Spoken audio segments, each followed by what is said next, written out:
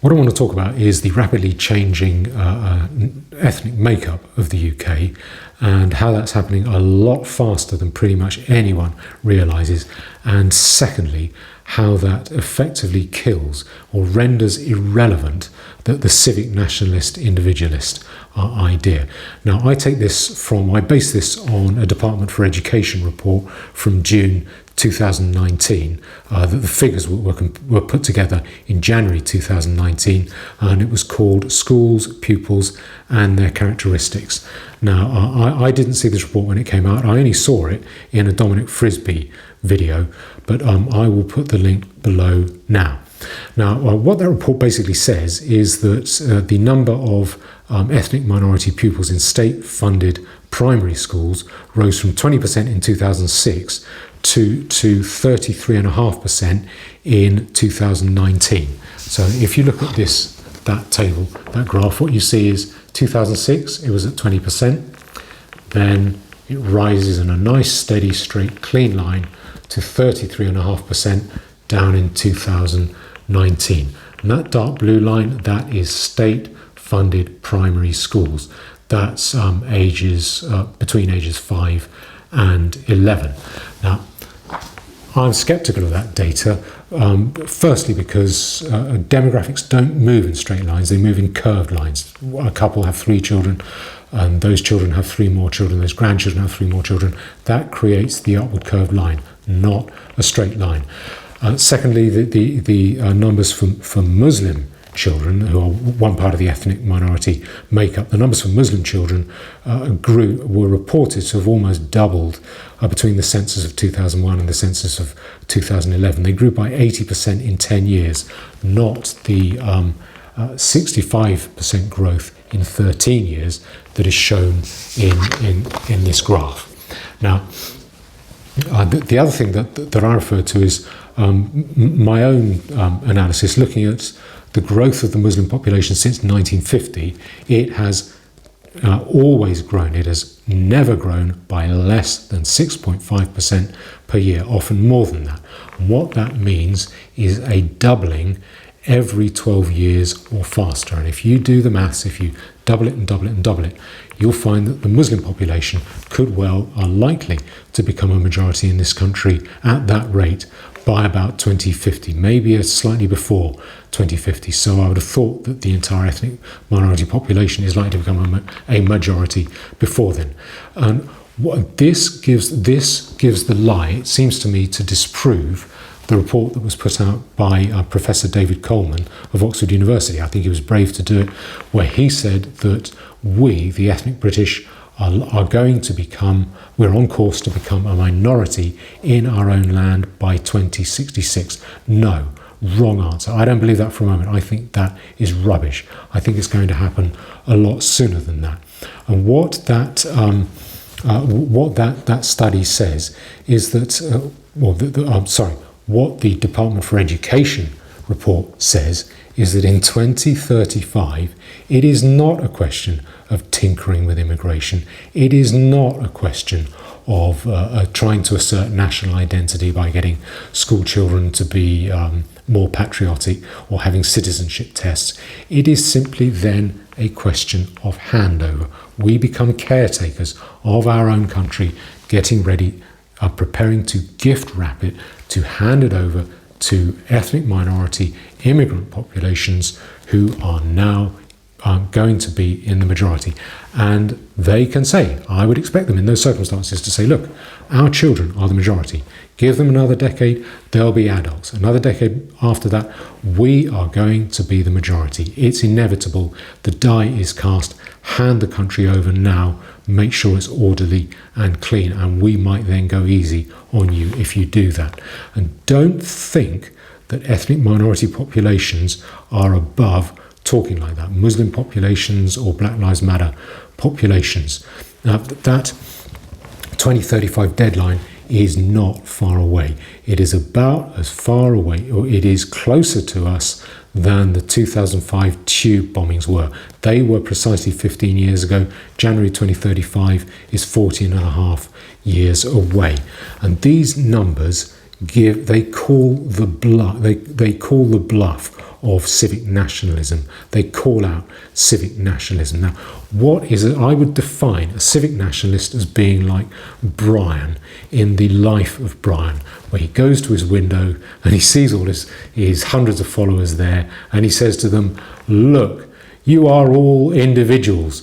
And they chant back, "Yes, we are all individuals." That is the fantasy high point for a civic nationalist. That is what a civic nationalist craves, to be able to say, don't have any identitarian politics, don't have any collectivist ideals, act as individuals and insist purely on your individual rights. No, wrong answer. What they also tend to say is, isn't free speech a good thing?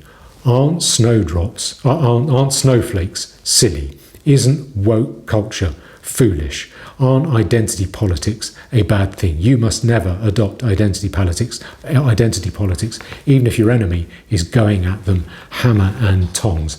And what if they're pushed? What they will eventually say is, well, okay, white British people should remain a majority in Britain, but don't worry, it'll never come to that. It's a long way off. We'll turn the ship around before then. And until then, all we need to do is tinker with immigration figures. No, that is not going to work. It is going to hit us a lot sooner than civic nationalists, individualist politicians believe. And they cannot address these issues. They cannot address that demographic minority expansion for four reasons.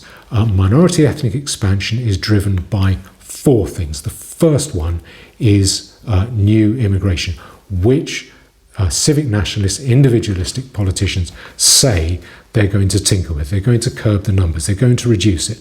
We have heard that for more than a decade. Every couple of years, a new pledge to reduce immigration, cut it drastically. And every couple of years, we hit a new record for immigration figures. Currently, we're running, I think, fluctuating around 450,000, 500,000 mark per year coming into this country. Immigration is operating full blast. It can't operate any faster because you can't process people faster than that. It isn't. Those numbers are not going to be brought down by any kind of conservative movement.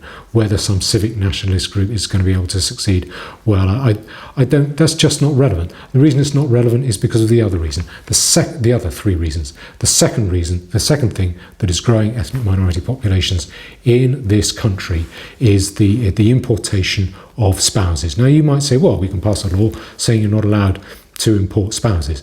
Okay, what happens then? Supposing you have a Pakistani male with British citizenship. He goes to Pakistan, marries a woman, gets her pregnant, comes home again. She then visits on holiday, and lo and behold, the child is born in Britain. And he decides the child is his child. It's born in Britain. It's eligible for British citizenship. He's going to keep the child with him. Do you kick that woman out of the country? Maybe you do. You say, yes, go back to Pakistan. What if that happens 4 times, 5 times? Can you see a civic nationalist talker, say Sam Harris, Jordan Peterson, or Douglas Murray? Can you see such a person saying, no, you are not allowed to come over, you're not allowed to be with your children? No, they will say, we respect you, this is a matter of individual rights. Your individual rights mean that you can come over and you can be with your husband and children. If you put it around the other way, say that the Pakistani with British citizenship is the woman. Suppose her parents get paid a lot of money for her to go to Pakistan, marry a Pakistani male. She gets pregnant, comes back to Britain, has the child.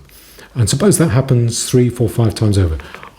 Do you really think that civic nationalist politicians or commentators are going to say that dad has no right here with the mother and those children? They're just not going to stretch to that. They will insist on individual rights. The other two things, which are really major, are bigger than new immigration or the importation of spouses, are the fertility rate, the number of children that people in ethnic minority populations have, and the fact that they have those children at a significantly younger age. And there is nothing that government policy can do to affect that. Government policy, legislation can't touch that. You can't interfere.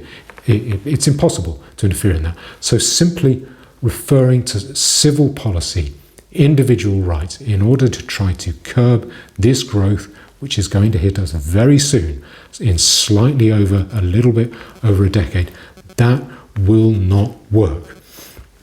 Now, and because of the data, and if you don't believe me, look at the data in that report, schools, pupils, and their characteristics. It effectively points to two options. Either we get ready to hand over our country and we say, we've lost, we're going to be the minority, we accept it, take it over. You're going to be the majority, here it is, take our country over. Or else we are going to have large scale, quite widespread, or very widespread, repatriation.